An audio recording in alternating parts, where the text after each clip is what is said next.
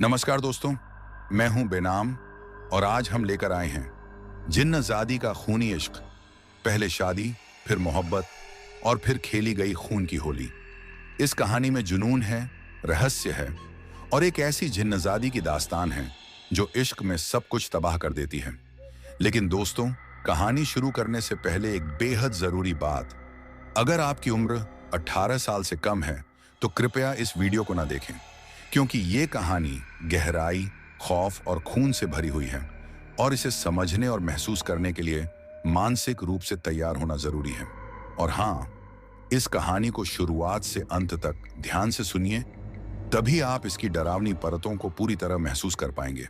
अगर आपको कहानी पसंद आए तो वीडियो को लाइक करें, और अगर आप इस तरह की रहस्यमयी और डरावनी कहानियां सुनना पसंद करते हैं तो चैनल को सब्सक्राइब करना ना भूलें। तो चलिए दोस्तों, शुरू करते हैं आज की ये खौफनाक और जुनूनी कहानी, जिन्नज़ादी का खूनी इश्क। रात के तीसरे पहर का सन्नाटा था, जब हवा में एक अजीब सी मीठी सी गंध घुली हुई थी।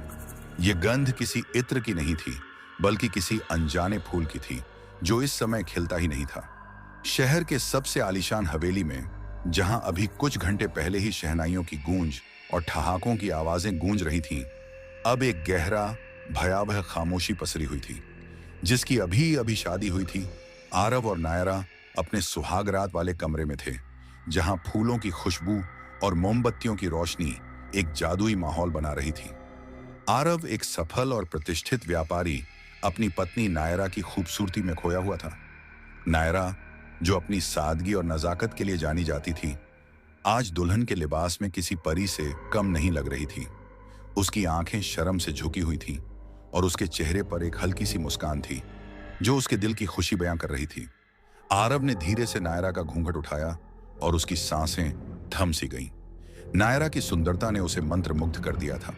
उसने प्यार से नायरा के हाथ को सहलाया, लेकिन जैसे ही उसकी उंगलियों ने नायरा की हथेली को छुआ, उसे एक अजीब सी बर्फीली ठंडी लहर महसूस हुई जो उसकी रीढ़ की हड्डी तक उतर गई। आरव ने सोचा कि यह शायद नायरा की घबराहट या ठंड के कारण था, लेकिन उसके मन में एक पल के लिए एक अजीब सी बेचैनी हुई। उसने इस विचार को झटक दिया और नायरा से बात करने की कोशिश की, लेकिन नायरा की आंखें अचानक से कमरे के एक कोने में टिक गईं, जहां कुछ भी नहीं था, बस घना अंधेरा था। उसके चेहरे पर एक पल के लिए डर की एक हल्की सी परछाई दिखाई दी, जो पलक झपकते ही गायब हो गई।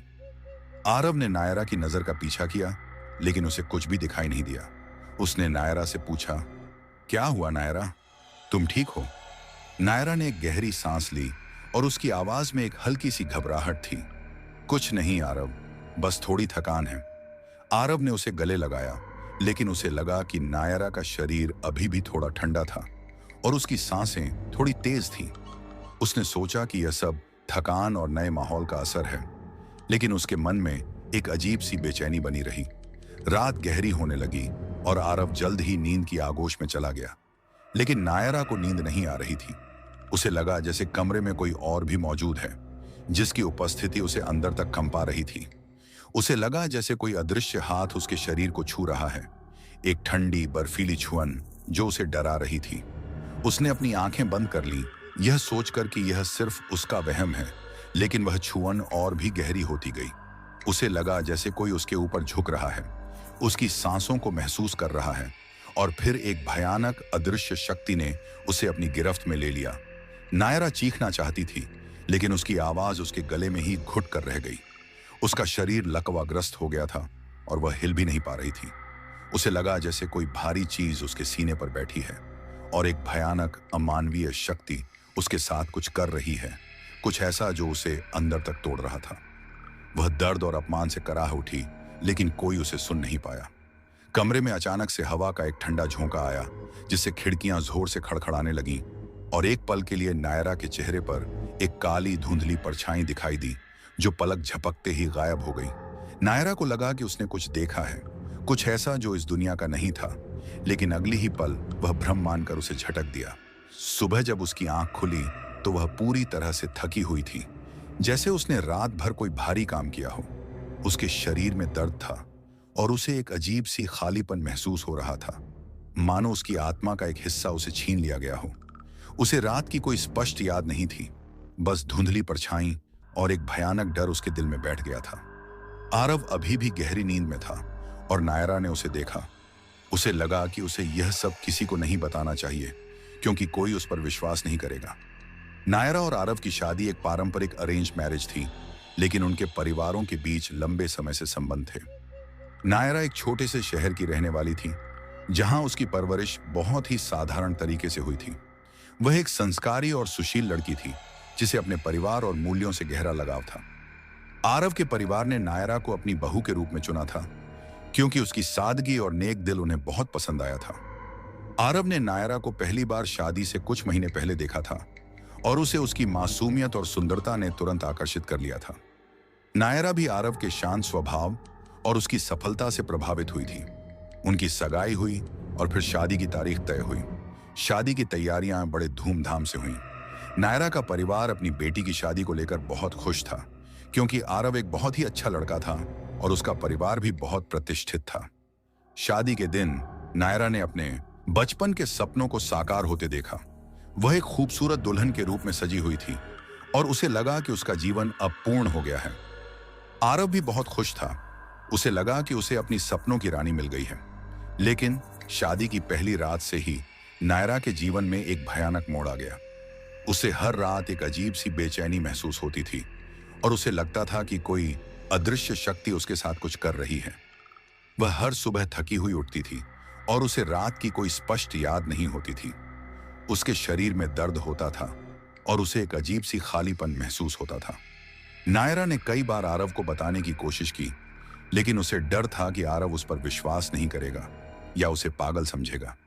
उसने सोचा कि शायद यह सब नए माहौल और शादी के तनाव के कारण हो रहा है, लेकिन अंदर ही अंदर उसे पता था कि यह कुछ और था, कुछ ऐसा जो इस दुनिया का नहीं था। धीरे धीरे नायरा का व्यवहार बदलने लगा। वह शांत रहने लगी, उसकी हंसी गायब हो गई और वह हर समय डरी सहमी सी रहती थी। उसकी आंखों के नीचे गहरे काले घेरे पड़ गए थे और उसका चेहरा पीला पड़ गया था, मानो उसके शरीर से सारा खून निचोड़ लिया गया हो। आरव ने कई बार उससे पूछा कि क्या हुआ है, लेकिन नायरा कुछ भी बताने में असमर्थ थी। उसे खुद समझ नहीं आ रहा था कि उसके साथ क्या हो रहा है। उसे लगा जैसे कोई अदृश्य शक्ति उसे नियंत्रित कर रही है और वह अपनी इच्छा से कुछ भी नहीं कर पा रही थी। कभी कभी उसे अपने ही शरीर से एक अजीब सी मीठी सी गंध आती थी जो उसे विचलित कर देती थी। आरव ने देखा कि नायरा का स्वभाव चिड़चिड़ा हो गया है। छोटी छोटी बातों पर वह गुस्सा करने लगती थी और कभी कभी तो उसकी आंखों में एक अजीब सी चमक आ जाती थी जो आरव को डरा देती थी। घर में भी अजीबोगरीब घटनाएं घटने लगी। कभी रात में बर्तन अपने आप गिरने लगते, कभी दरवाजे अपने आप खुलने बंद होने लगते और कभी कभी तो आरव को भी कमरे में एक ठंडी हवा का झोंका महसूस होता, मानो कोई अदृश्य शक्ति उनके आसपास घूम रही हो। आरव ने सोचा कि यह सब नायरा के तनाव के कारण हो रहा है, लेकिन उसे नहीं पता था कि यह सब एक भयानक जिन्नाज़ादी का खेल था, जिसने नायरा के शरीर पर कब्जा कर लिया था और वह उसके साथ एक खूनी इश्क की शुरुआत कर रही थी। एक रात आरव ने नायरा को सोते हुए देखा। वह शांति से सो रही थी, लेकिन उसके चेहरे पर एक अजीब सी बेचैनी थी। आरव ने प्यार से उसका माथा चूमा और खुद भी सोने की कोशिश करने लगा, लेकिन तभी उसे एक अजीब सी आवाज सुनाई दी, जैसे कोई फुसफुसा रहा हो। आवाज इतनी धीमी थी कि वह समझ नहीं पाया कि यह कहां से आ रही है। उसने अपनी आंखें खोलीं और नायरा की ओर देखा। नायरा अभी भी सो रही थी, लेकिन उसके होंठ हिल रहे थे और वह कुछ बुदबुदा रही थी। आरव ने ध्यान से सुना और उसे लगा जैसे नायरा किसी और भाषा में बात कर रही है, एक ऐसी भाषा जो उसने पहले कभी नहीं सुनी थी। उसके शरीर में सिहरन दौड़ गई। उसने नायरा को जगाने की कोशिश की, लेकिन वह गहरी नींद में थी। तभी कमरे का तापमान अचानक से गिर गया और आरव को लगा जैसे कोई ठंडी बर्फीली हवा उसके पास से गुजरी हो। उसने देखा कि नायरा के शरीर पर एक काली धुंधली परछाई मंडरा रही थी, जो पलक झपकते ही गायब हो गई। आरव का दिल जोर से धड़कने लगा। उसे लगा कि उसने कुछ देखा है, कुछ ऐसा जो उसके होश उड़ाने वाला था। उसने नायरा को फिर से जगाने की कोशिश की, लेकिन इस बार नायरा ने एक भयानक अमानवीय आवाज में गुर्राया और उसकी आंखें अचानक से खुल गईं। उसकी आंखों में अब कोई मासूमियत नहीं थी, बल्कि एक ऐसी क्रूरता थी जो किसी शैतान की आंखों में होती है। आरव डर के मारे पीछे हट गया। नायरा बिस्तर से उठकर खड़ी हो गई। उसके बाल हवा में लहरा रहे थे और उसकी आंखें आरव पर टिकी थीं, जिनमें एक अजीब सी लालसा थी। आरव को लगा जैसे वह अपनी नायरा को नहीं बल्कि किसी और को देख रहा है, कोई ऐसी शक्ति जिसने उसकी पत्नी के शरीर पर कब्जा कर लिया था। नायरा धीरे धीरे आरव की ओर बढ़ने लगी। उसके चेहरे पर एक भयानक मुस्कान थी और उसकी आंखें खून की प्यासी लग रही थीं। आरव ने देखा कि उसके होंठों पर एक अजीब सी चमक थी, मानो उसने कुछ खाया हो, कुछ ऐसा जो सामान्य नहीं था। वह समझ नहीं पा रहा था कि यह सब क्या हो रहा है।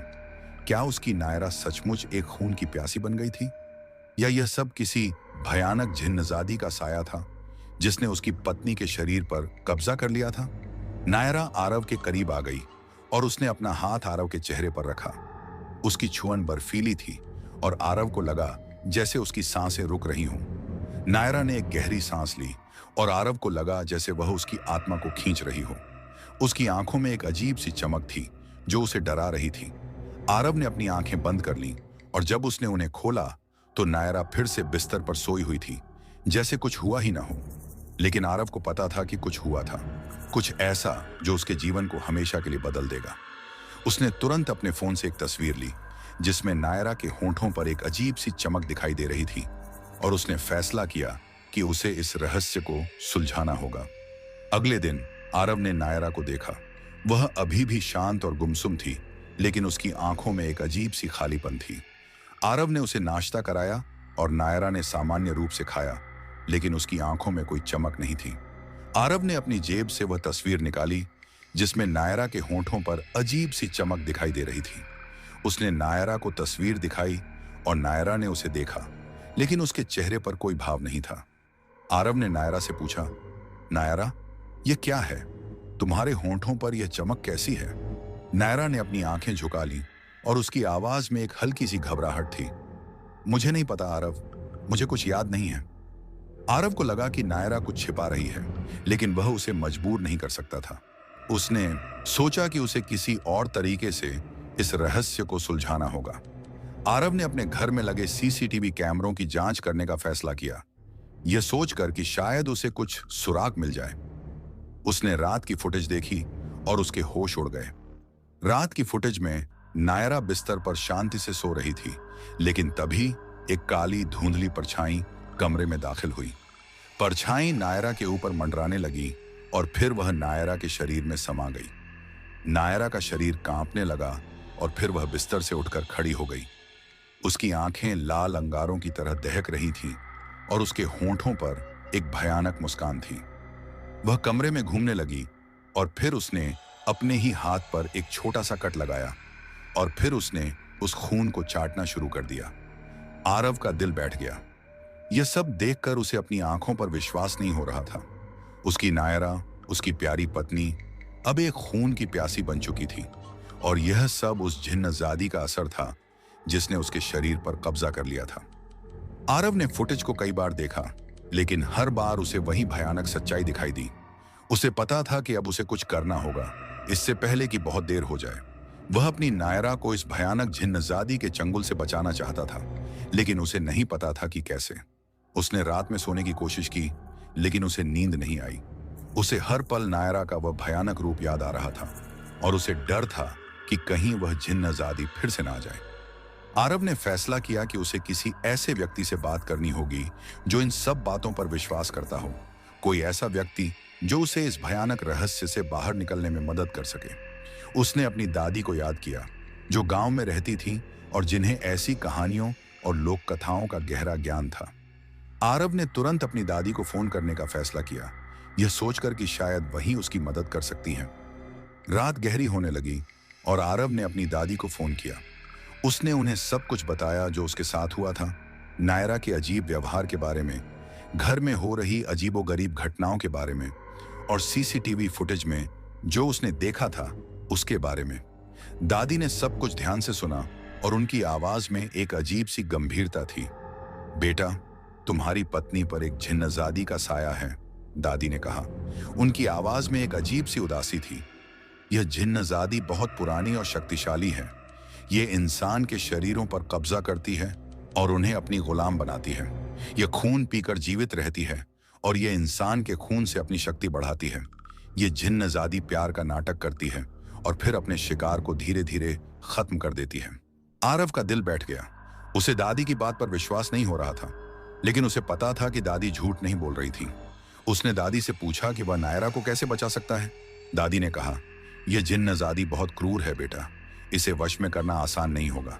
तुम्हें कुछ खतरनाक अनुष्ठान करने होंगे और तुम्हें बहुत हिम्मत दिखानी होगी। दादी ने आरव को एक प्राचीन कहानी सुनाई जो उनके परिवार में सदियों से चली आ रही थी। कहानी एक जिन्नजादी के बारे में थी जिसने एक बार उनके परिवार के एक सदस्य पर कब्जा कर लिया था और उसे पूरी तरह से नष्ट कर दिया था। दादी ने बताया कि उस जिन्नजादी को हराने के लिए उनके पूर्वजों ने बहुत संघर्ष किया था और अंत में उसे एक प्राचीन तावीज की मदद से कैद किया था। दादी ने आरव को चेतावनी दी कि यह जिन्नजादी बहुत चालाक है और वह प्यार का नाटक करके उसे फंसाने की कोशिश करेगी। उसे कभी भी जिन्नजादी पर विश्वास नहीं करना चाहिए और उसे हमेशा सावधान रहना चाहिए। आरव ने दादी की बात मानी और उसने उनसे पूछा कि वह उस प्राचीन तावीज को कहां से प्राप्त कर सकता है। दादी ने बताया कि वह तावीज उनके गांव के एक पुराने मंदिर में छिपा हुआ था और उसे प्राप्त करना होगा, इससे पहले कि बहुत देर हो जाए। आरव ने दादी का धन्यवाद किया और फोन रख दिया।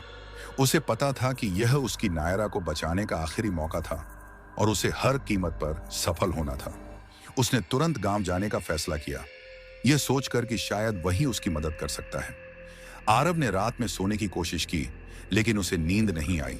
उसे हर पल नायरा का वह भयानक रूप याद आ रहा था और उसे डर था कि कहीं वह जिन्नजादी फिर से ना आ जाए। उसे पता था कि उसे जल्द से जल्द उस तावीज को प्राप्त करना होगा, इससे पहले कि जिन्नजादी नायरा को पूरी तरह से अपना गुलाम बना ले और फिर उसका खूनी इश्क आरव के जीवन को भी नष्ट कर दे। अगली सुबह आरव ने नायरा को देखा। वह अभी भी शांत और गुमसुम थी, लेकिन उसकी आंखों में एक अजीब सी चमक थी, मानो वह कुछ जानती हो, कुछ ऐसा जो आरव को नहीं पता था। आरव ने नायरा से कहा कि उसे कुछ जरूरी काम से गांव जाना है और वह जल्द ही वापस आ जाएगा।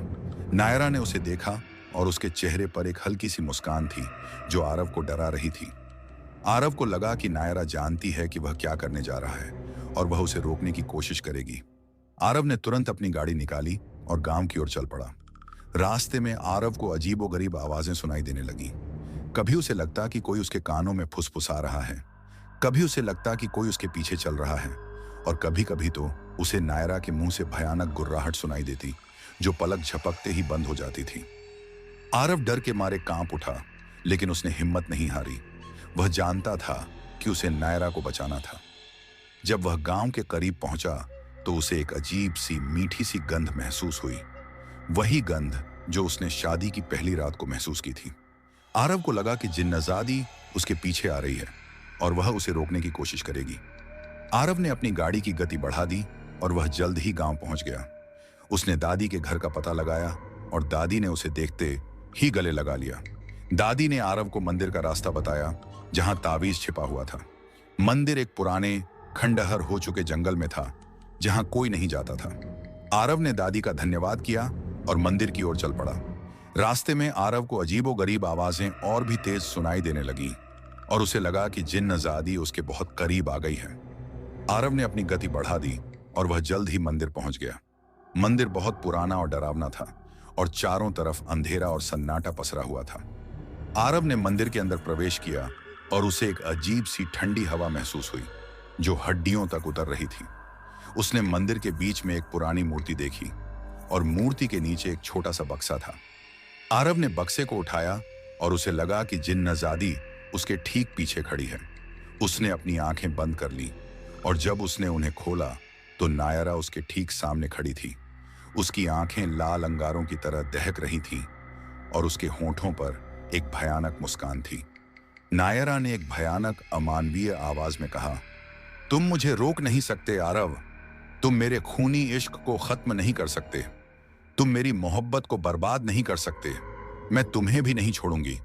तुम्हारा खून अब मेरा है और तुम्हारी आत्मा मेरी गुलाम रहेगी।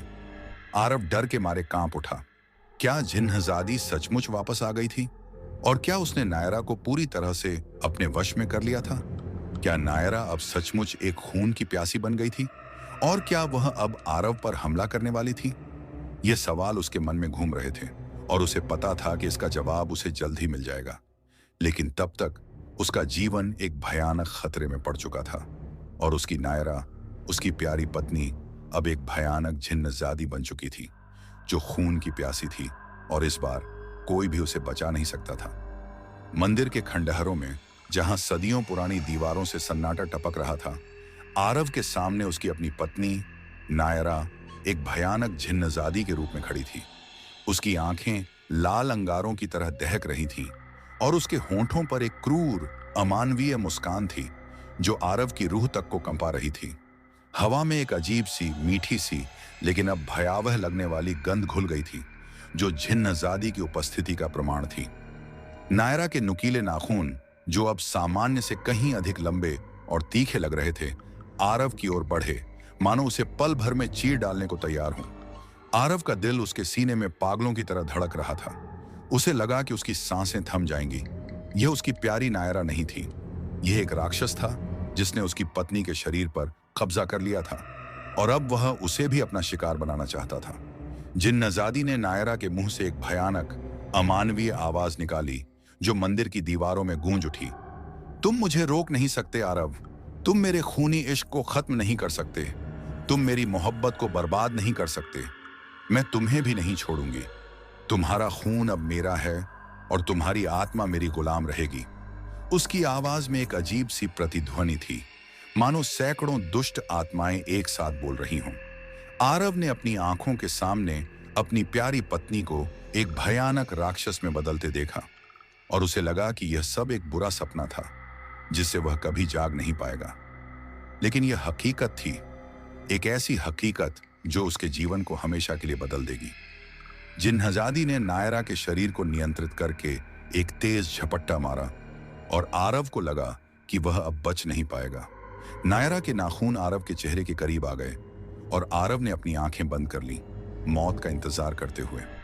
लेकिन तभी एक पल के लिए आरव के दिमाग में दादी की बात गूंजी, तावीज, वह तुम्हें बचाएगा।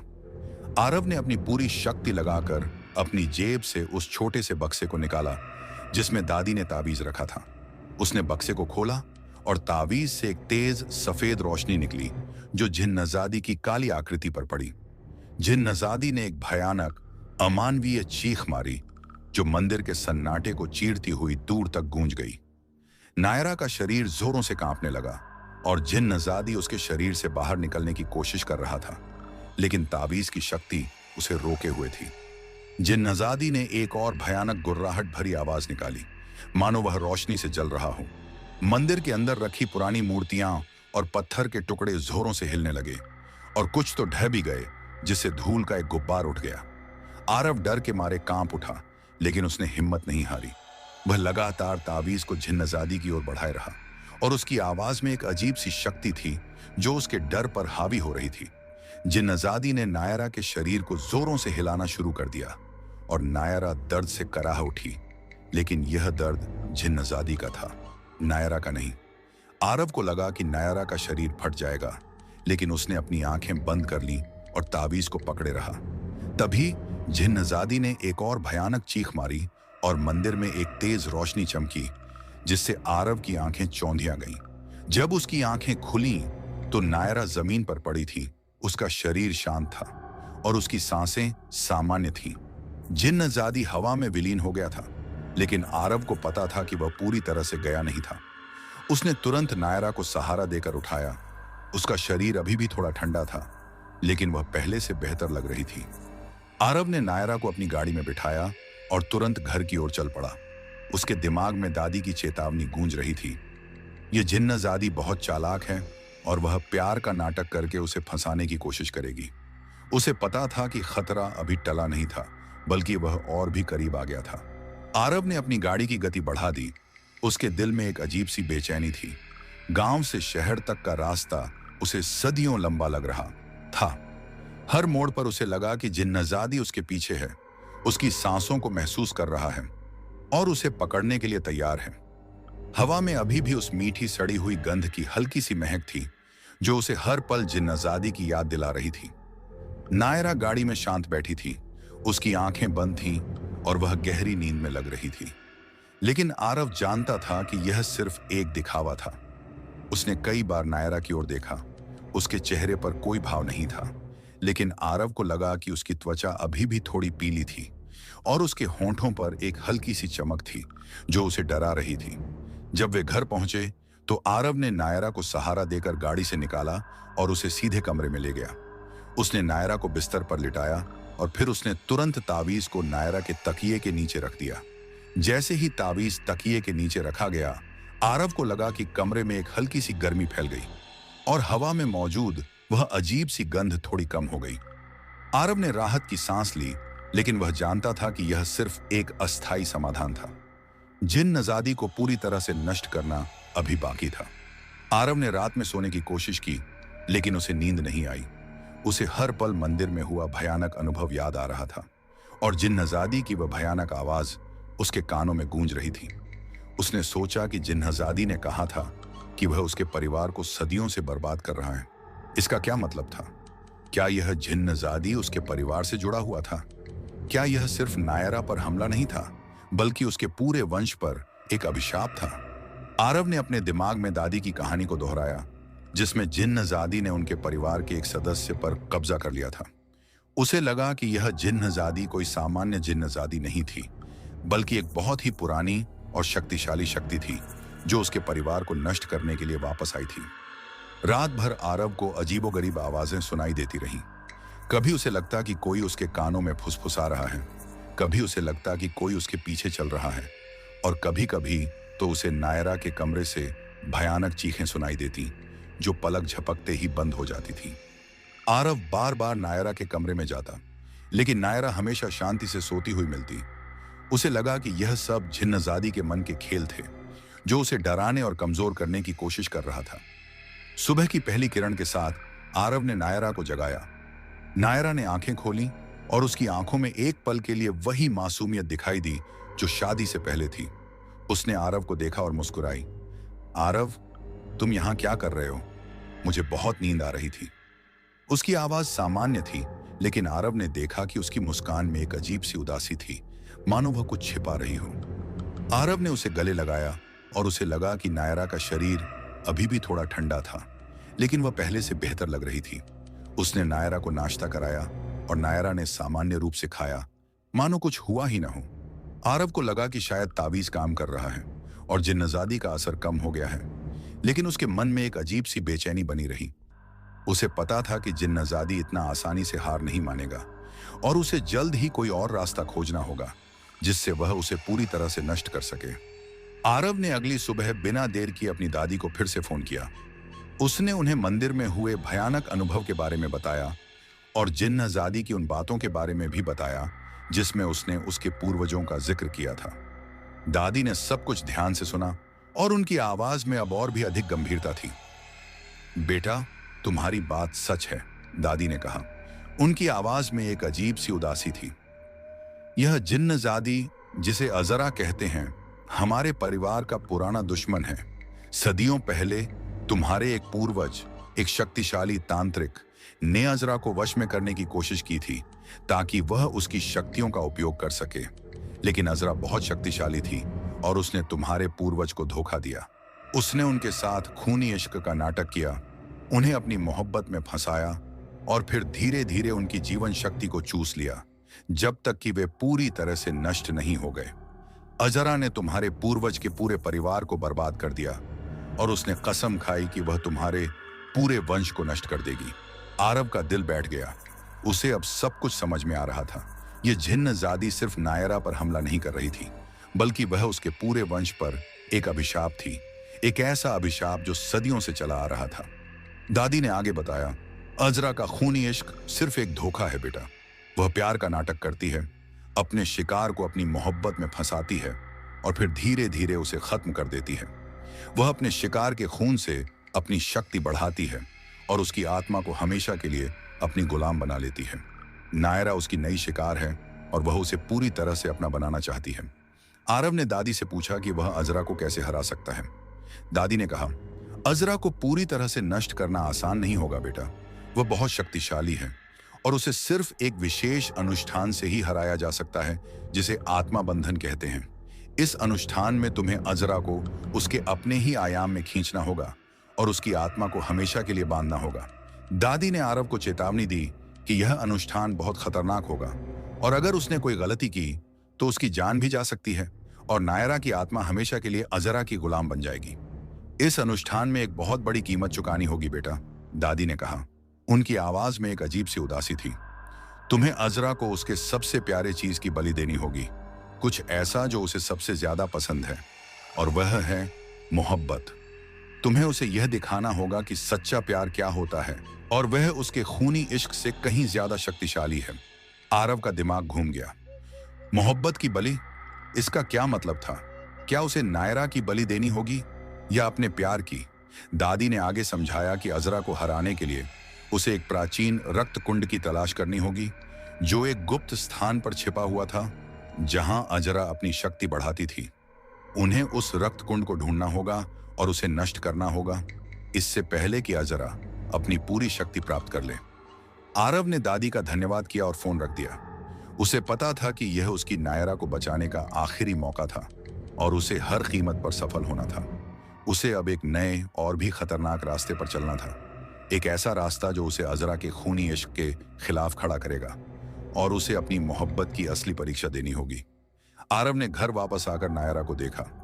वह अभी भी शांत और गुमसुम थी, लेकिन उसकी आंखों में एक अजीब सी चमक थी, मानो वह किसी और दुनिया में हो। आरव को पता था कि अजरा अभी भी नायरा के अंदर है और वह उसे नियंत्रित कर रही है।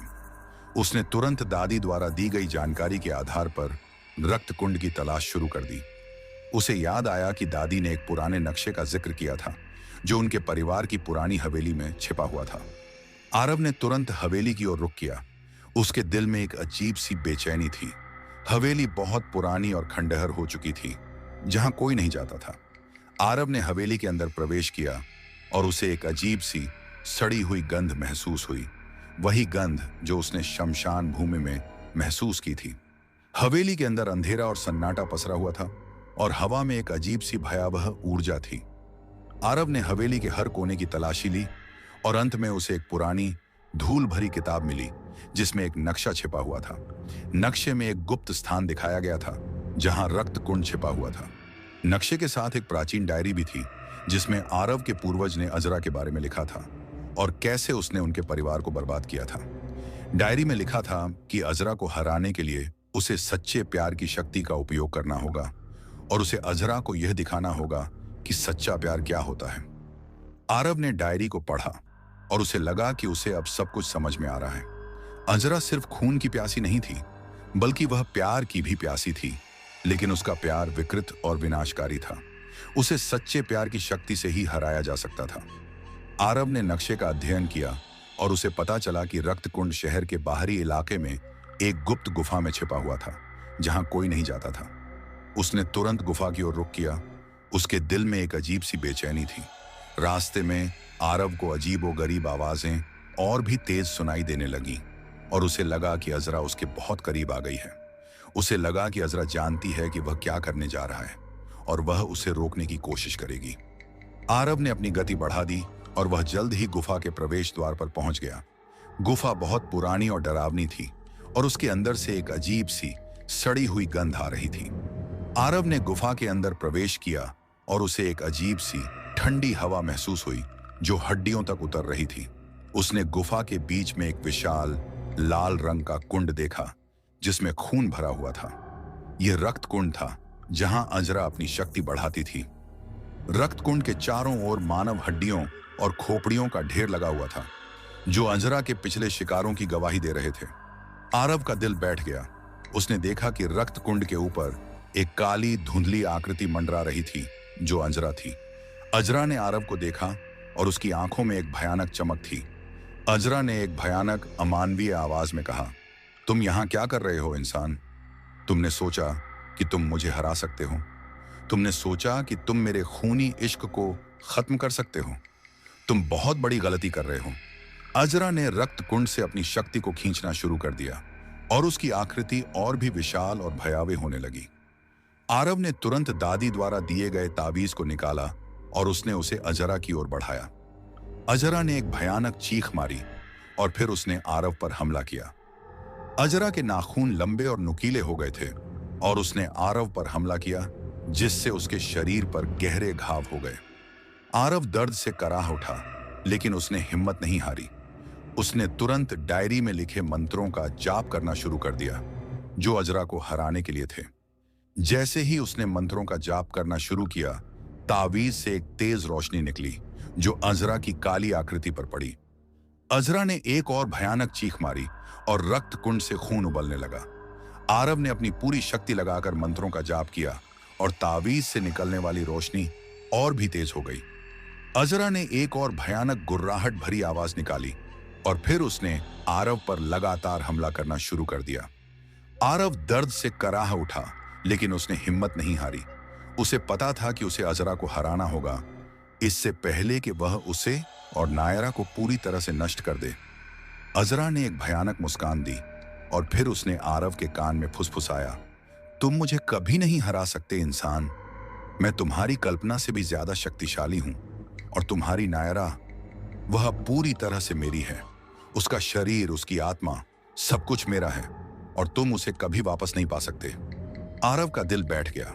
अजरा ने एक भयानक मुस्कान दी और फिर उसने अपने हाथों में एक काली धुंधली आकृति बनाई जो नायरा की आत्मा जैसी लग रही थी। अजरा ने उस आकृति को रक्त कुंड में फेंक दिया और रक्त कुंड से एक तेज रोशनी चमकी, जिससे आरव की आंखें चौंधिया गईं। जब उसकी आंखें खुलीं तो अजरा गायब हो गई थी और रक्त कुंड शांत था। आरव ने सोचा कि उसने अजरा को हरा दिया है, लेकिन तभी उसे एक अजीब सी आवाज सुनाई दी, जैसे कोई फुसफुसा रहा हो। आवाज इतनी धीमी थी कि वह समझ नहीं पाया कि यह कहां से आ रही है। उसने अपनी ओर देखा और उसने देखा कि उसके हाथ पर एक काला जला हुआ निशान था, वही निशान जो उसने नायरा के पेट पर देखा था। आरव का दिल बैठ गया। क्या अजरा सचमुच वापस आ गई थी? और क्या उसने अब आरव के शरीर पर कब्जा कर लिया था? क्या आरव अब जिन्नजादी का नया शिकार था और उसका खूनी इश्क अब आरव के जीवन को नष्ट करने वाला था? ये सवाल उसके मन में घूम रहे थे और उसे पता था कि इसका जवाब उसे जल्द ही मिल जाएगा। लेकिन तब तक उसका जीवन एक भयानक खतरे में पड़ चुका था और वह खुद एक जिन्नजादी के खूनी इश्क का शिकार बन चुका था। रक्त कुंड के भयावह वातावरण में, जहां सदियों का अंधकार और अनगिनत आत्माओं की चीखें गूंज रही थीं, आरव ने अपने हाथ पर उस काले जले हुए निशान को देखा, वही निशान जो उसने नायरा के पेट पर देखा था। यह निशान सिर्फ एक दाग नहीं था, बल्कि एक भयावह सत्य का प्रमाण था कि अजरा, वह रक्त पिशाच जिन्नजादी, नायरा के शरीर से निकलकर अब उसके अपने शरीर में समा गई थी। आरव का दिल उसके सीने में पागलों की तरह धड़क रहा था। उसे लगा कि उसकी सांसें थम जाएंगी। गुफा में फैली उस सड़ी हुई मीठी गंध ने उसे अंदर तक कंपा दिया और उसे लगा जैसे अजरा की उपस्थिति उसके हर रोम रोम में समा रही हो। उसने खुद को संभालने की कोशिश की, लेकिन उसके पैर कमजोर पड़ गए थे और वह जमीन पर घुटनों के बल गिर पड़ा। उसके दिमाग में एक भयानक विचार कौंधा, क्या वह अब नायरा की तरह जिन्नजादी का नया शिकार बन चुका था? क्या उसका खूनी इश्क अब आरव के जीवन को नष्ट करने वाला था? उसे याद आया नायरा का वह भयानक रूप, उसकी लाल आंखें, उसके नुकीले नाखून और उसके होंठों पर खून के निशान। क्या अब वह भी वैसा ही बन जाएगा? क्या वह भी अपनी ही नायरा पर हमला करेगा? यह सोचकर उसकी रूह कांप उठी। आरव ने अपनी पूरी शक्ति लगाकर खुद को उठाया और वह लड़खड़ाते हुए गुफा से बाहर निकला। बाहर की ताजी हवा भी उसे राहत नहीं दे पा रही थी, क्योंकि उसके अंदर अब एक नया डर समा चुका था। वह तुरंत अपनी गाड़ी में बैठा और घर की ओर चल पड़ा, लेकिन इस बार उसका सफर पहले से कहीं ज्यादा भयावह था। उसे लगा जैसे कोई अदृश्य शक्ति उसके साथ बैठी है, उसकी सांसों को महसूस कर रही है और उसे नियंत्रित करने की कोशिश कर रही है। रास्ते में आरव को अजीबोगरीब आवाजें सुनाई देने लगी। कभी उसे लगता कि कोई उसके कानों में फुसफुसा रहा है, कभी उसे लगता कि कोई उसके पीछे चल रहा है, और कभी कभी तो उसे अपने ही मुंह से भयानक गुर्राहट सुनाई देती, जो पलक झपकते ही बंद हो जाती थी। आरव डर के मारे कांप उठा, लेकिन उसने हिम्मत नहीं हारी। उसे पता था कि उसे घर पहुंचना होगा और नायरा को सुरक्षित रखना होगा। जब वह घर पहुंचा तो सुबह हो चुकी थी। सूरज की पहली किरणें हवेली पर पड़ रही थीं, लेकिन आरव के अंदर का अंधेरा और भी गहरा हो गया था। उसने धीरे से दरवाजा खोला और अंदर दाखिल हुआ। नायरा अभी भी गहरी नींद में सो रही थी। उसके चेहरे पर एक अजीब सी शांति थी, मानो उसे कुछ हुआ ही न हो। आरव ने नायरा की ओर देखा और उसे लगा कि वह अब पूरी तरह से ठीक हो गई है, लेकिन उसके मन में एक अजीब सी बेचैनी थी। क्या नायरा सचमुच ठीक हो गई थी, या यह सब अजरा का एक नया खेल था? आरव ने तुरंत अपने हाथ पर पड़े निशान को देखा और उसे लगा कि वह निशान अब और भी गहरा हो गया था और उससे एक अजीब सी ठंडी ऊर्जा निकल रही थी। उसने तुरंत दादी द्वारा दिया गया ताबीज निकाला और उसे अपने हाथ पर बांध लिया, यह सोचकर कि शायद वह उसे अजरा के असर से बचा सके। जैसे ही ताबीज उसके हाथ पर बंधा, उसे लगा कि उसके शरीर में एक हल्की सी गर्मी फैल गई और वह निशान थोड़ा हल्का पड़ गया। आरव ने राहत की सांस ली, लेकिन वह जानता था कि यह सिर्फ एक अस्थायी समाधान था। अजरा को पूरी तरह से नष्ट करना अभी बाकी था और अब वह उसके शरीर में थी। आरव ने रात में सोने की कोशिश की, लेकिन उसे नींद नहीं आई। उसे हर पल रक्त कुंड में हुआ भयानक अनुभव याद आ रहा था और अजरा की वह भयानक आवाज उसके कानों में गूंज रही थी। उसे लगा कि अजरा ने कहा था कि वह उसके पूर्वजों को बर्बाद कर चुकी है और अब वह उसे भी नहीं छोड़ेगी। इसका क्या मतलब था? क्या अजरा उसके परिवार से जुड़ा हुआ था? क्या यह सिर्फ नायरा पर हमला नहीं था, बल्कि उसके पूरे वंश पर एक अभिशाप था? आरव ने अपने दिमाग में दादी की कहानियों को दोहराया, जिसमें जिन्नजादी ने उनके परिवार के एक सदस्य पर कब्जा कर लिया था। उसे लगा कि यह अजरा कोई सामान्य जिन्नजादी नहीं थी, बल्कि एक बहुत ही पुरानी और शक्तिशाली शक्ति थी, जो उसके परिवार को नष्ट करने के लिए वापस आई थी। आरव को पता था कि उसे जल्द से जल्द दादी से बात करनी होगी, इससे पहले कि बहुत देर हो जाए। अगले कुछ दिनों में आरव के जीवन में एक भयानक बदलाव आया। उसे रात में नींद नहीं आती थी और दिन में उसे अजीब सी बेचैनी महसूस होती थी। उसे कभी कभी अजीब सी प्यास लगती थी, एक ऐसी प्यास जो पानी से नहीं बुझती थी, और उसे लगता था कि उसे खून पीने की इच्छा हो रही है। आरव ने अपनी इस इच्छा को दबाने की कोशिश की, लेकिन यह और भी तेज होती जा रही थी। उसे कभी कभी रात में भयानक सपने आते थे, जिसमें उसे एक काली धुंधली आकृति दिखाई देती थी, जो उसके साथ कुछ भयानक करती थी, और उसे लगता था कि वह अंजरा थी।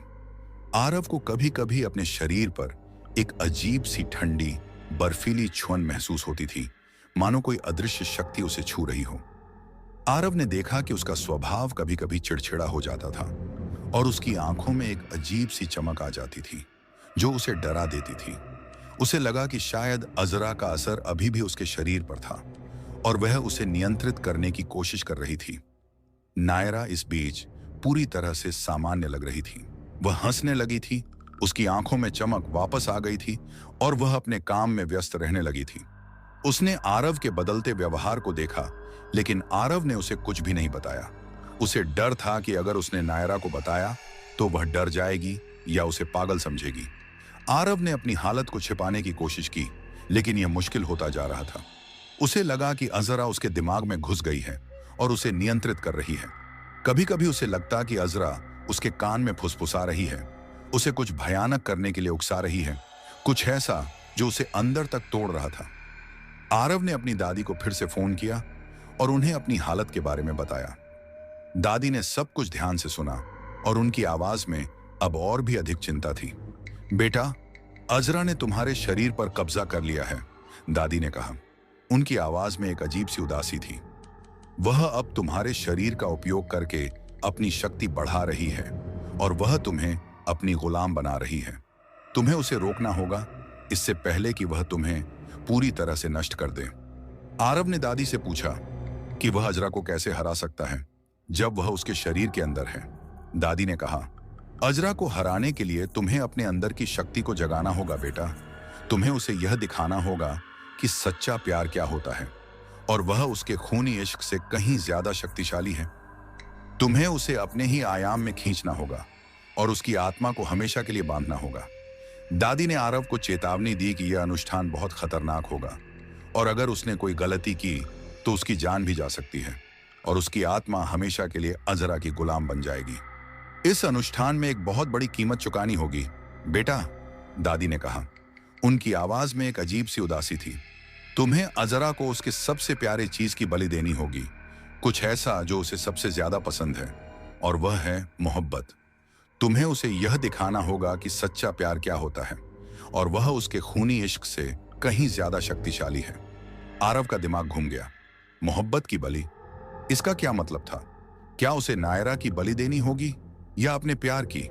दादी ने आगे समझाया कि अजरा को हराने के लिए उसे एक प्राचीन आत्मयज्ञ करना होगा, जो एक गुप्त स्थान पर छिपा हुआ था, जहां अंजरा की आत्मा को बांधा जा सकता था।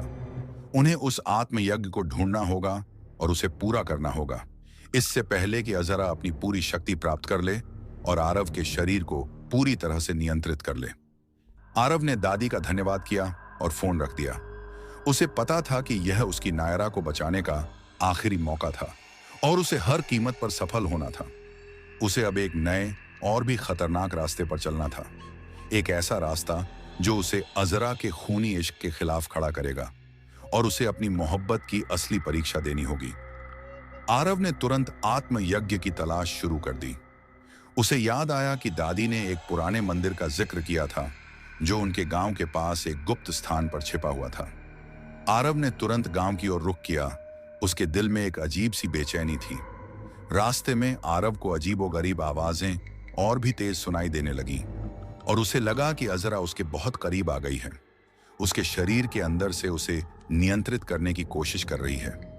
उसे लगा कि अजरा जानती है कि वह क्या करने जा रहा है और वह उसे रोकने की कोशिश करेगी। आरव ने अपनी गति बढ़ा दी और वह जल्द ही गांव पहुंच गया।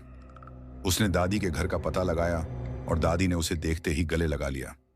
दादी ने आरव को मंदिर का रास्ता बताया, जहां आत्मयज्ञ छिपा हुआ था। मंदिर एक पुराने खंडहर हो चुके जंगल में था, जहां कोई नहीं जाता था। आरव ने दादी का धन्यवाद किया और मंदिर की ओर चल पड़ा। रास्ते में आरव को अजीबोगरीब आवाजें और भी तेज सुनाई देने लगी, और उसे लगा कि अजरा उसके बहुत करीब आ गई है। उसके शरीर के अंदर से उसे नियंत्रित करने की कोशिश कर रही है। आरव ने अपनी गति बढ़ा दी और वह जल्द ही मंदिर पहुंच गया।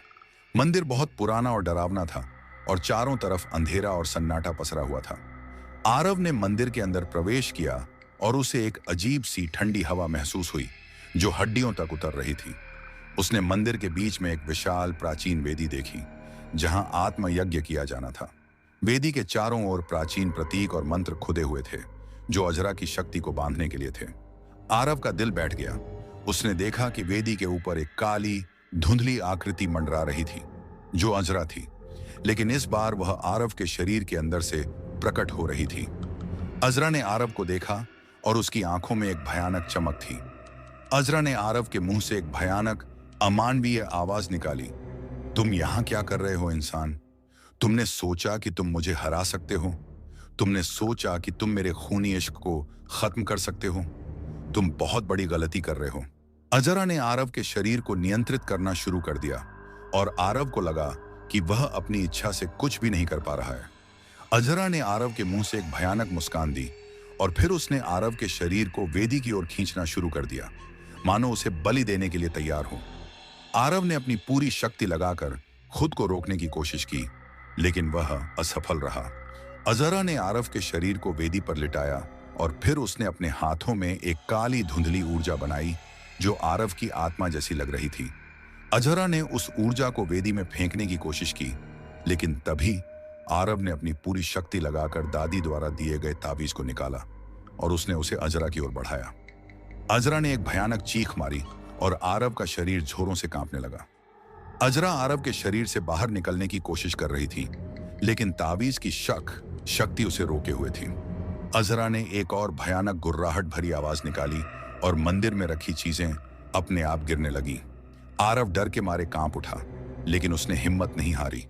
वह लगातार मंत्रों का जाप करता रहा, और उसकी आवाज में एक अजीब सी शक्ति थी, जो उसके डर पर हावी हो रही थी। अजरा ने आरव के शरीर को जोरों से हिलाना शुरू कर दिया, और आरव दर्द से कराह उठा। आरव को लगा कि उसका शरीर फट जाएगा, लेकिन उसने अपनी आंखें बंद कर लीं और मंत्रों का जाप करता रहा। तभी अजरा ने एक भयानक चीख मारी, और मंदिर में एक तेज रोशनी चमकी, जिससे आरव की आंखें चौंधिया गईं। जब उसकी आंखें खुलीं तो अजरा गायब हो गई थी और वेदी शांत थी। आरव ने सोचा कि उसने अजरा को हरा दिया है, लेकिन तभी उसे एक अजीब सी आवाज सुनाई दी, जैसे कोई फुसफुसा रहा हो। आवाज इतनी धीमी थी कि वह समझ नहीं पाया कि यह कहां से आ रही है। उसने अपनी ओर देखा और उसने देखा कि उसके हाथ पर पड़ा काला निशान अब गायब हो गया था। आरब ने राहत की सांस ली। उसे लगा कि अजरा सचमुच चली गई है। वह तुरंत मंदिर से बाहर निकला और घर की ओर चल पड़ा। उसके दिल में एक अजीब सी शांति थी। उसे पता था कि उसने अजरा को हरा दिया है और अब वह नायरा के साथ एक नया जीवन शुरू कर सकता है। जब वह घर पहुंचा तो नायरा अभी भी गहरी नींद में सो रही थी। आरब ने उसे देखा और उसे लगा कि वह अब पूरी तरह से ठीक हो गई है। उसने नायरा को उठाया और नायरा ने आंखें खोली। उसकी आंखों में वही मासूमियत थी जो शादी से पहले थी। नायरा ने आरव को देखा और मुस्कुराई। आरव, तुम यहाँ क्या कर रहे हो? मुझे बहुत नींद आ रही थी। उसकी आवाज सामान्य थी, लेकिन आरव ने देखा कि उसकी मुस्कान में एक अजीब सी उदासी थी, मानो वह कुछ छिपा रही हो। आरव ने उसे गले लगाया और उसे लगा कि नायरा का शरीर अब पूरी तरह से सामान्य था। उसने नायरा को सब कुछ बताया जो उसके साथ हुआ था, अजरा के बारे में, रक्त कुंड के बारे में और आत्मयज्ञ के बारे में। नायरा ने सब कुछ ध्यान से सुना और उसकी आंखों में डर और आश्चर्य दोनों थे। उसे विश्वास नहीं हो रहा था कि यह सब उसके साथ हुआ था। आर्यन ने नायरा को समझाया कि अब सब कुछ ठीक है और अजरा चली गई है। नायरा ने राहत की सांस ली और उसे लगा कि वह अब सुरक्षित है। लेकिन आरव को एक अजीब सी बेचैनी महसूस हुई। उसे लगा कि कुछ तो गलत है। उसने नायरा की ओर देखा और उसने देखा कि नायरा की आंखों में एक अजीब सी चमक थी, वही चमक जो उसने अजरा की आंखों में देखी थी। नायरा ने एक भयानक मुस्कान दी और फिर उसने आरव के कान में फुसफुसाया, तुमने सोचा कि तुमने मुझे हरा दिया आरव? तुमने सोचा कि तुमने मेरे खूनी इश्क को खत्म कर दिया? तुम बहुत बड़ी गलती कर रहे हो। मैं कभी नहीं जाती। मैं तुम्हारे अंदर हूं और अब मैं तुम्हें पूरी तरह से अपना बना लूंगी। तुम्हारा खून अब मेरा है और तुम्हारी आत्मा मेरी गुलाम रहेगी और तुम्हारी नायरा, वह पूरी तरह से मेरी है। उसका शरीर, उसकी आत्मा, सब कुछ मेरा है और तुम उसे कभी वापस नहीं पा सकते। आरव का दिल बैठ गया। उसने देखा कि नायरा की आंखें अब पूरी तरह से लाल हो गई थीं और उसके चेहरे पर एक भयानक मुस्कान थी जो अजरा की मुस्कान जैसी थी। नायरा धीरे धीरे आरव की ओर बढ़ने लगी। उसके होंठों पर खून के निशान थे और उसके नाखूनों से भी खून टपक रहा था। आरव डर के मारे पीछे हट गया। क्या अजरा सचमुच वापस आ गई थी? और क्या उसने नायरा को पूरी तरह से अपने वश में कर लिया था? क्या नायरा अब सचमुच एक खून की प्यासी बन गई थी? और क्या वह अब आरव पर हमला करने वाली थी? ये सवाल उसके मन में घूम रहे थे और उसे पता था कि इसका जवाब उसे जल्द ही मिल जाएगा। लेकिन तब तक उसका जीवन एक भयानक खतरे में पड़ चुका था और उसकी नायरा, उसकी प्यारी पत्नी, अब एक भयानक जिन्नजादी बन चुकी थी जो खूनी इश्क की प्यासी थी। और इस बार कोई भी उसे बचा नहीं सकता था, क्योंकि अजरा ने नायरा के शरीर में अपनी आत्मा का एक हिस्सा छोड़ दिया था और अब वह नायरा के शरीर से ही आरव को नियंत्रित करने वाली थी। और उसका खूनी इश्क अब आरव और नायरा दोनों के जीवन को नष्ट करने वाला था। मंदिर के खंडहरों से लौटकर आरव ने अपनी आंखों के सामने अपनी प्यारी पत्नी नायरा को एक भयानक जिन्नजादी के रूप में देखा। उसकी आंखें लाल अंगारों की तरह दहक रही थीं और उसके होंठों पर एक क्रूर, अमानवीय मुस्कान थी जो आरव की रूह तक को कंपा रही थी। हवा में अब उस मीठी सड़ी हुई गंध की जगह खून और भय की एक तीखी बदबू फैल गई थी जो जिन्नजादी की पूर्ण उपस्थिति का प्रमाण थी। नायरा के नुकीले नाखून, जो अब और भी लंबे और तीखे लग रहे थे, आरव की ओर बढ़े, मानो उसे पल भर में चीर डालने को तैयार हों। आरव का दिल उसके सीने में पागलों की तरह धड़क रहा था। उसे लगा कि उसकी सांसें थम जाएंगी। यह उसकी प्यारी नायरा नहीं थी, यह अजरा थी, वह रक्त पिशाच जिन्नजादी जिसने उसकी पत्नी के शरीर पर पूरी तरह से कब्जा कर लिया था और अब वह उसे भी अपना शिकार बनाना चाहती थी। जिन्नजादी ने नायरा के मुंह से एक भयानक, अमानवीय आवाज निकाली जो हवेली के सन्नाटे में गूंज उठी। तुमने सोचा कि तुमने मुझे हरा दिया आरव? तुमने सोचा कि तुमने मेरे खूनी इश्क को खत्म कर दिया? तुम बहुत बड़ी गलती कर रहे हो। मैं कभी नहीं जाती। मैं तुम्हारे अंदर हूं और अब मैं तुम्हें पूरी तरह से अपना बना लूंगी। तुम्हारा खून अब मेरा है और तुम्हारी आत्मा मेरी गुलाम रहेगी और तुम्हारी नायरा, वह अब पूरी तरह से मेरी है। उसका शरीर, उसकी आत्मा, सब कुछ मेरा है और तुम उसे कभी वापस नहीं पा सकते। उसकी आवाज में एक अजीब सी प्रतिध्वनि थी, मानो सैकड़ों दुष्ट आत्माएं एक साथ बोल रही हों। और उस आवाज में एक ऐसी विजय थी जो आरव को अंदर तक तोड़ रही थी।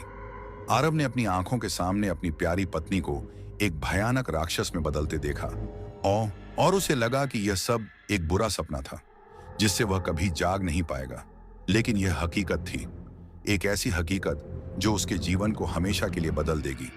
जिन्नजादी ने नायरा के शरीर को नियंत्रित करके एक तेज झपट्टा मारा और आरव को लगा कि वह अब बच नहीं पाएगा। नायरा के नाखून आरव के चेहरे के करीब आ गए और आरव ने अपनी आंखें बंद कर ली, मौत का इंतजार करते हुए। लेकिन तभी एक पल के लिए आरव के दिमाग में दादी की अंतिम चेतावनी गूंजी। सच्चे प्यार की शक्ति, वह उसे हरा सकती है लेकिन कीमत चुकानी होगी। आरव ने अपनी पूरी शक्ति लगाकर खुद को पीछे धकेला और वह लड़खड़ाते हुए कमरे से बाहर भागा। जिन्नजादी ने नायरा के शरीर को नियंत्रित करके उसका पीछा किया। उसके हर कदम के साथ की पुरानी लकड़ी की फर्श से भयानक चीखें निकल रही थीं।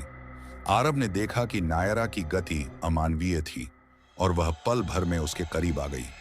जिन्नजादी ने नायरा के मुंह से एक और भयानक आवाज निकाली, तुम कहां भागोगे आरव? तुम मेरे खूनी इश्क से बच नहीं सकते। मैं तुम्हें हर जगह ढूंढ लूंगी। तुम्हारा खून मेरा है। उसने नायरा के शरीर को नियंत्रित करके कमरे में रखी चीजों को तोड़ना शुरू कर दिया। वेसेस टूट गए, किताबें फर्श पर बिखर गईं और शीशे चटकने लगे, मानो हवेली खुद ही दर्द से कराह रही हूं। आरव ने देखा कि नायरा की आंखों से खून के आंसू बह रहे थे और उसके चेहरे पर एक अजीब सा दर्द था, मानो नायरा की आत्मा अंदर ही अंदर जिन्नजादी से लड़ रही हो। आरव को लगा कि नायरा अभी भी अंदर कहीं जिंदा थी और वह उसे बचाना चाहता था। जिन्नजादी ने नायरा के शरीर को नियंत्रित करके आरव पर हमला किया, जिससे उसके हाथ पर गहरा घाव हो गया। आरव दर्द से कराह उठा, लेकिन उसने हिम्मत नहीं हारी। उसे पता था कि उसे जिन्नजादी को हराना होगा, इससे पहले कि वह उसे और नायरा को पूरी तरह से नष्ट कर दे। जिन्नजादी ने नायरा के मुंह से एक भयानक मुस्कान दी और फिर उसने आरव के कान में फुसफुसाया, तुम मुझे कभी नहीं हरा सकते इंसान। मैं तुम्हारे कल्पना से भी ज्यादा शक्तिशाली हूं। मैं तुम्हारे परिवार को सदियों से बर्बाद कर रहा हूं। तुम्हारे पूर्वज भी मुझे नहीं हरा पाए और तुम तो सिर्फ एक कमजोर इंसान हो। आरव का दिमाग घूम गया। उसे पता था कि उसे अब कुछ करना होगा, कुछ ऐसा जो उसे जिन्नजादी को पूरी तरह से नष्ट करने में मदद कर सके, भले ही उसकी कीमत कुछ भी हो। आरव अपने घर के सबसे पुराने हिस्से की ओर भागा, जहां उसके पूर्वजों की पुरानी किताबें और दस्तावेज रखे थे। उसे याद आया कि दादी ने एक बार जिक्र किया था कि उनके परिवार में एक गुप्त कमरा था जहां सबसे खतरनाक रहस्य छिपे थे। आरव ने उस कमरे को ढूंढना शुरू किया। उसके दिल में एक अजीब सी बेचैनी थी। जिन्नजादी नायरा के शरीर को नियंत्रित करके उसका पीछा कर रही थी। उसकी हर आहट आरव के कानों में गूंज रही थी। आरव ने एक पुरानी बुक शेल्फ को धकेला और उसके पीछे एक गुप्त दरवाजा दिखाई दिया। दरवाजे पर प्राचीन प्रतीक खुदे हुए थे और उसे छूने पर एक अजीब सी ठंडी ऊर्जा महसूस हुई। आरव ने दरवाजा खोला और अंदर दाखिल हुआ। कमरा बहुत पुराना और धूल भरा था और हवा में एक अजीब सी सड़ी हुई गंध थी। कमरे के बीच में एक पुरानी वेदी थी और वेदी के ऊपर एक प्राचीन पुस्तक रखी थी जो चमड़े से बंधी हुई थी। आरव ने पुस्तक को उठाया और उसे लगा कि अजरा उसके ठीक पीछे खड़ी है। जिन्नजादी ने नायरा के मुंह से एक भयानक आवाज निकाली, तुम कहां भागोगे आरव? तुम मेरे खूनी इश्क से बच नहीं सकते। यह कमरा तुम्हें नहीं बचाएगा। यह सिर्फ तुम्हारी मौत का इंतजार कर रहा है।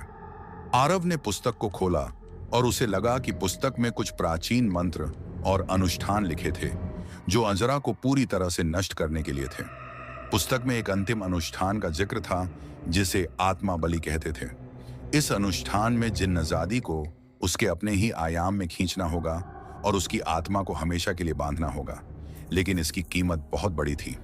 इस अनुष्ठान में सच्चे प्यार की बलि देनी होगी, कुछ ऐसा जो जिन्नजादी को सबसे ज्यादा पसंद है, और वह है मोहब्बत। आरव को अपनी मोहब्बत को, अपनी नायरा को जिन्नजादी के चंगुल से बचाने के लिए अपनी ही आत्मा की बलि देनी होगी। उसे अपनी आत्मा को जिन्नजादी के साथ बांधना होगा ताकि जिन्नजादी नायरा के शरीर से निकलकर उसके शरीर में हमेशा के लिए कैद हो जाए और नायरा आजाद हो जाए। लेकिन इसका मतलब था कि आरव हमेशा के लिए जिन्नाज़ादी के साथ रहेगा और उसकी आत्मा कभी मुक्त नहीं होगी। आरव का दिल बैठ गया। यह एक भयानक बलिदान था, लेकिन उसे पता था कि उसके पास कोई और विकल्प नहीं था। वह नायरा को बचाना चाहता था, भले ही उसकी कीमत कुछ भी हो। जिन्नाज़ादी ने नायरा के मुंह से एक भयानक मुस्कान दी और फिर उसने आरव के कान में फुसफुसाया, तुम बहुत बड़ी गलती कर रहे हो आरव। तुम अपनी आत्मा को मेरे हवाले कर रहे हो। तुम हमेशा के लिए मेरे गुलाम बन जाओगे और तुम्हारी नायरा, वह तब भी मेरी रहेगी। मेरा खूनी इश्क कभी खत्म नहीं होगा। आरव ने जिन्नाज़ादी की बात को अनसुना कर दिया और उसने तुरंत आत्मा बलि अनुष्ठान की तैयारी शुरू कर दी। उसने कमरे के चारों ओर एक सुरक्षा घेरा बनाया और फिर उसने मंत्रों का जाप करना शुरू कर दिया। जैसे ही उसने मंत्रों का जाप करना शुरू किया, कमरे का तापमान अचानक से गिर गया और हवा में एक अजीब सी भयावह ऊर्जा फैल गई। जिन्नाज़ादी ने नायरा के शरीर को जोरों से हिलाना शुरू कर दिया और नायरा दर्द से कराह उठी। जिन्नाज़ादी नायरा के शरीर से बाहर निकलने की कोशिश कर रहा था, लेकिन आरव के मंत्र उसे रोक रहे थे। जिन्नाज़ादी ने एक भयानक गुर्राहट भरी आवाज निकाली और कमरे में रखी चीजें अपने आप गिरने लगीं। आरव डर के मारे कांप उठा, लेकिन उसने हिम्मत नहीं हारी। वह लगातार मंत्रों का जाप करता रहा और उसकी आवाज में एक अजीब सी शक्ति थी जो उसके डर पर हावी हो रही थी। जिन्नाज़ादी ने नायरा के शरीर को जोरों से हिलाना शुरू कर दिया और नायरा दर्द से कराह उठी। आरव को लगा कि नायरा का शरीर फट जाएगा, लेकिन उसने अपनी आंखें बंद कर लीं और मंत्रों का जाप करता रहा। तभी जिन्नाज़ादी ने एक भयानक चीख मारी और कमरे में एक तेज रोशनी चमकी, जिससे आरव की आंखें चौंधिया गईं। जब उसकी आंखें खुली तो नायरा जमीन पर पड़ी थी। उसका शरीर शांत था और उसकी सांसें सामान्य थीं। जिन्नाज़ादी नायरा के शरीर से निकल चुका था और अब वह आरव के सामने एक काली, विशाल, धुंधली आकृति के रूप में खड़ा था। उसकी आंखें लाल अंगारों की तरह दहक रही थीं और उसके होंठों पर एक भयानक मुस्कान थी। जिन्नाज़ादी ने आरव पर हमला किया। उसके नुकीले नाखून आरव के शरीर को चीरने के लिए तैयार थे। आरव ने अपनी पूरी शक्ति लगाकर मंत्रों का जाप किया और उसने अपनी आत्मा को जिन्नाज़ादी की ओर खींचना शुरू कर दिया। जिन्नाज़ादी ने एक भयानक चीख मारी और फिर उसने आरव के शरीर में प्रवेश करने की कोशिश की। आरव दर्द से कराह उठा। उसे लगा कि उसका शरीर फट जाएगा, लेकिन उसने हिम्मत नहीं हारी। उसने अपनी पूरी शक्ति लगाकर जिन्नाज़ादी को अपने अंदर खींचना शुरू कर दिया। जिन्नाज़ादी ने एक और भयानक गुर्राहट भरी आवाज निकाली और फिर वह आरव के शरीर में पूरी तरह से समा गया। आरव जमीन पर गिर पड़ा। उसका शरीर दर्द से टूट रहा था, लेकिन उसके चेहरे पर एक अजीब सी शांति थी। उसे लगा कि उसने जिन्नाज़ादी को हरा दिया है और नायरा अब सुरक्षित है। आरव ने अपनी आंखें खोली और उसने देखा कि नायरा उसके ठीक सामने खड़ी थी। उसकी आंखें मासूमियत से भरी थीं और उसके चेहरे पर एक अजीब सी शांति थी।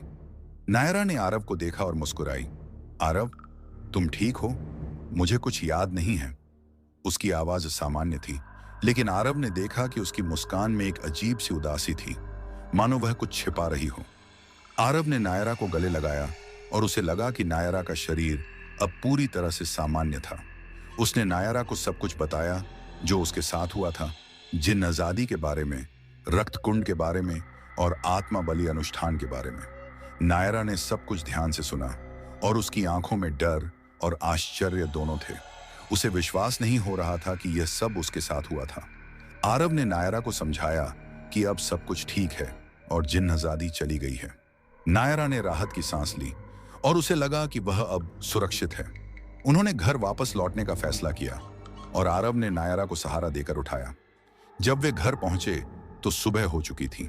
सूरज की पहली किरणें हवेली पर पड़ रही थीं और हवेली अब शांत और सामान्य लग रही थी। आरव ने नायरा को बिस्तर पर लिटाया और उसे लगा कि नायरा अब पूरी तरह से ठीक हो गई है। आर्यन ने अपनी दादी को फोन किया और उन्हें सब कुछ बताया। दादी ने कहा, तुमने बहुत अच्छा काम किया बेटा। तुमने अपनी मोहब्बत की बलि दी और तुमने जिन्नाज़ादी को हमेशा के लिए कैद कर लिया है। अब वह कभी किसी को नुकसान नहीं पहुंचा पाएगा। आर्यन ने दादी का धन्यवाद किया और फोन रख दिया। उसे लगा कि उसने सब कुछ ठीक कर दिया है और अब वह नायरा के साथ एक नया जीवन शुरू कर सकता है। लेकिन आरव को एक अजीब सी बेचैनी महसूस हुई। उसे लगा कि कुछ तो गलत है। उसने अपनी ओर देखा और उसने देखा कि उसके हाथ पर पड़ा काला निशान अब गायब हो गया था। लेकिन उसे अपने अंदर एक अजीब सी ठंडी ऊर्जा महसूस हो रही थी, जो उसके हर रोम रोम में समा गई थी। उसे लगा कि जिन्नज़ादी उसके अंदर अभी भी जिंदा था और वह उसे नियंत्रित करने की कोशिश कर रहा था। आरव ने नायरा की ओर देखा, जो अभी भी गहरी नींद में सो रही थी। उसकी आंखों में एक अजीब सी चमक थी, वही चमक जो उसने जिन्नज़ादी की आंखों में देखी थी। आरव ने एक भयानक मुस्कान दी और फिर उसने नायरा के कान में फुसफुसाया, तुमने सोचा कि तुमने मुझे हरा दिया नायरा? तुमने सोचा कि तुमने मेरे खूनी इश्क को खत्म कर दिया? तुम बहुत बड़ी गलती कर रही हो। मैं कभी नहीं जाता। मैं तुम्हारे अंदर हूं और अब मैं तुम्हें पूरी तरह से अपना बना लूंगा। तुम्हारा खून अब मेरा है और तुम्हारी आत्मा मेरी गुलाम रहेगी और तुम्हारा आरव, वह पूरी तरह से मेरा है। उसका शरीर, उसकी आत्मा, सब कुछ मेरा है और तुम उसे कभी वापस नहीं पा सकते। आरव का दिल बैठ गया। उसने देखा कि नायरा की आंखें अब पूरी तरह से लाल हो गई थीं और उसके चेहरे पर एक भयानक मुस्कान थी, जो जिन्नज़ादी की मुस्कान जैसी थी। नायरा धीरे धीरे बिस्तर से उठकर खड़ी हो गई और उसकी आंखों में एक ऐसी क्रूरता थी जो आरव ने पहले कभी नहीं देखी थी। वह आरव की ओर बढ़ने लगी। उसके होंठों पर खून के निशान थे और उसके नाखूनों से भी खून टपक रहा था। आरव डर के मारे पीछे हट गया। क्या जिन्नज़ादी सचमुच वापस आ गई थी? और क्या उसने नायरा को पूरी तरह से अपने वश में कर लिया था? क्या नायरा अब सचमुच एक खून की प्यासी बन गई थी? और क्या वह अब आरव पर हमला करने वाली थी? ये सवाल उसके मन में घूम रहे थे और उसे पता था कि इसका जवाब उसे जल्द ही मिल जाएगा। लेकिन तब तक उसका जीवन एक भयानक खतरे में पड़ चुका था और उसकी नायरा, उसकी प्यारी पत्नी, अब एक भयानक जिन्नज़ादी बन चुकी थी, जो खूनी इश्क की प्यासी थी। और इस बार कोई भी उसे बचा नहीं सकता था, क्योंकि अजरा ने नायरा के शरीर में अपनी आत्मा का एक हिस्सा छोड़ दिया था और अब वह नायरा के शरीर से ही आरव को नियंत्रित करने वाली थी। और उसका खूनी इश्क अब आरव और नायरा दोनों के जीवन को नष्ट करने वाला था। और आरव को पता था कि यह अंत नहीं था, बल्कि एक नई शुरुआत थी। एक ऐसी शुरुआत जहां वह खुद जिन्नज़ादी बन चुका था और उसका खूनी इश्क अब नायरा को भी अपनी गुलाम बनाने वाला था। यह थी जिन्नज़ादी का खूनी इश्क। पहले शादी, फिर मोहब्बत, फिर खूनी इश्क और फिर मौत की भयानक और रहस्यमयी कहानी। आरव ने अपनी मोहब्बत की बलि दी, लेकिन क्या वह सचमुच सफल हुआ? क्या जिन्नज़ादी अजरा हमेशा के लिए कैद हो गई, या उसने आरव के शरीर में अपना नया ठिकाना बना लिया? क्या नायरा कभी पूरी तरह से आजाद हो पाएगी, या वह हमेशा के लिए जिन्नज़ादी के खूनी इश्क का शिकार बनी रहेगी? यह कहानी आपको सोचने पर मजबूर कर देगी कि प्यार की क्या कीमत हो सकती है और कुछ बुराइयां इतनी गहरी होती हैं कि उन्हें पूरी तरह से मिटाना असंभव होता है।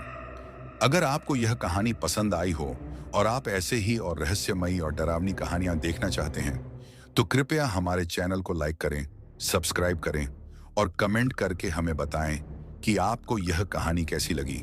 आपके सुझाव और प्रतिक्रियाएं हमारे लिए बहुत महत्वपूर्ण हैं। धन्यवाद।